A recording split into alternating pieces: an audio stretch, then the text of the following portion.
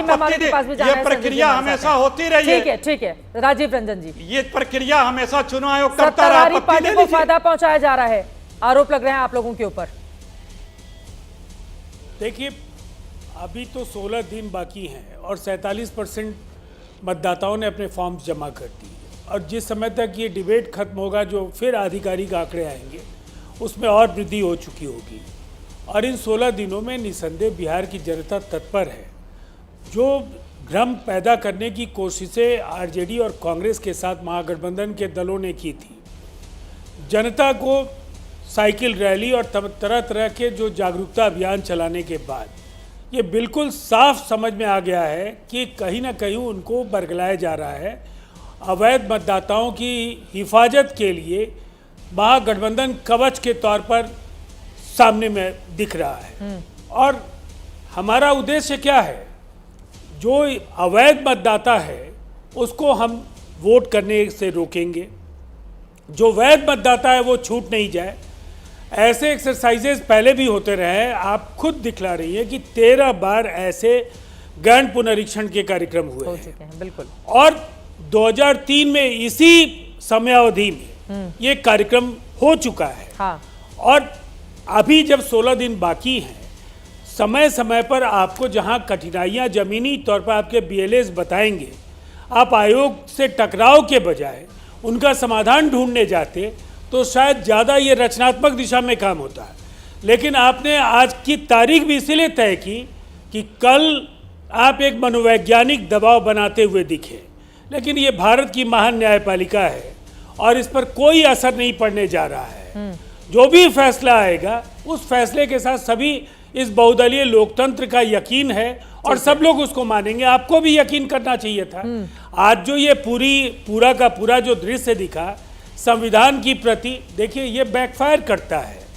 ये इमरजेंसी की 50वीं वर्षगांठ चल रही है और ऐसे समय में आप अगर संविधान लेकर आते हैं तो संविधान की हत्या, लोकतंत्र का गला घोटना, न्यायपालिका के पर कतरे जाना, प्रेस की आजादी छीनना, हाँ। ये तमाम मुद्दे आपके खिलाफ लोगों के जहन में एक बार फिर से ताजा हो ठीक है, कांग्रेस जवाब देगी। लेकिन रविशंकर रवि जी से ले लेते हैं, प्रवक्ता आरजेडी के हैं। मेरा लेकिन ये हो रहा है उसको ठीक करा दीजिए। रविशंकर रवि जी, आप ही लोगों के लिए बार बार जिस संविधान का हवाला देकर या हाथ में संविधान को लेकर आप लोग नसीहत देते हैं सत्ता पक्ष और ECI को, उसकी ओर से सीधे सीधे कहा गया है, अनुच्छेद 326 का हवाला देते हुए बताया गया है संविधान की प्रक्रिया है जिसका पालन उन लोगों की ओर से किया जा रहा है। लेकिन चुनाव आयोग पर क्या आपको नहीं लग रहा है कि आप लोग अनावश्यक दबाव बना रहे हैं? दबाव के तहत किसी संस्था को काम करने देना चाहिए क्या? अगर विपक्ष इस तरह का माहौल बनाएगा कि ECI मिला हुआ है, वो तो ये कर रहा है, वो ये कर रहा है, सत्ता पक्ष के फेवर में काम कर रहा है, ECI संवैधानिक संस्था है, उसके खिलाफ इस तरह का माहौल क्यों? भारत एक विशाल दुनिया का सबसे बड़ा लोकतंत्र है और इस लोकतंत्र की एक स्वतंत्र संवैधानिक संस्था ने अपने आप को पब्लिक स्क्रूटनी में लाया है अपने व्यवहार की वजह से। पिछले कुछ सालों और कुछ महीनों में जो इनका रवैया रहा है, इस वजह से। ऐसा नहीं है कि विपक्षी दल और विपक्षी दल के नेता इनसे मिलने नहीं गए थे, लेकिन जो प्रतिक्रिया उनकी रही, जो रवैया उनका रहा, तो ये सब तो उन्होंने मजबूर किया है। और मैं आपको बताऊं कि देखिए, बात ये, कोई भी ऐसा नहीं चाहता कि कोई अवैध मतदाता हो, कोई दल ऐसा नहीं चाहेगा, लेकिन ऐसा भी तो ना हो कि वैध मतदाता थ्रेटेंड महसूस करे या ऐसा महसूस करे कि उसका फ्रेंचाइज छीना जा सकता है या वो बेदखल हो सकते हैं किसी भी कारण से। अगर ये मान भी लिया जाए, मैं कह रहा हूं कि कुछ सैकड़ों अगर गलत मतदाता हैं, इस वजह से क्या आप लाखों को निकाल दोगे या लाखों को, करोड़ों को ऐसा लगे कि वो निकाले जा सकते हैं? ये किस तरह का ये आशंका है? ऐसा हो तो नहीं रहा अभी। ये आप लोगों की आशंकाएं हैं। कैसे हो रहा है ये मैं बता रहा हूं। ये ऐसे हो रहा है कि चित्रा जी, जो पहले तो मैं ये बता दूं, इन्यूमरेशन फॉर्म जो लिए गए वो तो अब अखबार में इश्तिहार आया कि बिना किसी डॉक्यूमेंट के ही आप दे सकते हो, तो वो तो आप एक दिन में इकट्ठा कर लो, 2 दिन में इकट्ठा कर लो। यहाँ पे जो बोन ऑफ कंटेंशन है, जो विषय है, वो है दस्तावेज। और दस्तावेज, कठिन दस्तावेज की सूची बनाई गई, आसान दस्तावेज को अलग किया गया।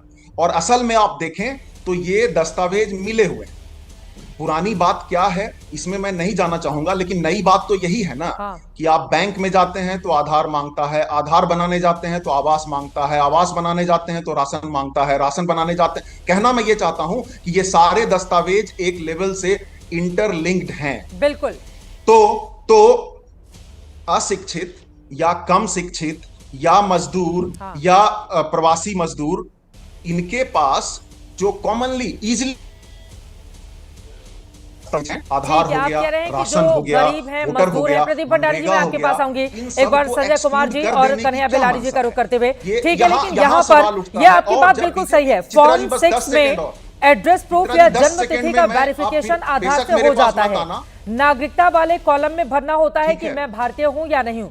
जब चुनाव आयोग नया वोटर जोड़ते समय नागरिकता का सबूत नहीं मांगता तो अब क्यों मांगा जा रहा है? ये आपका सवाल जायज है और ये चुनाव आयोग की जिम्मेदारी है कि वो विपक्षी दलों के ये जो सवाल हैं उसका जवाब बिल्कुल सही तरीके से दे ताकि वो संतुष्ट हों। लेकिन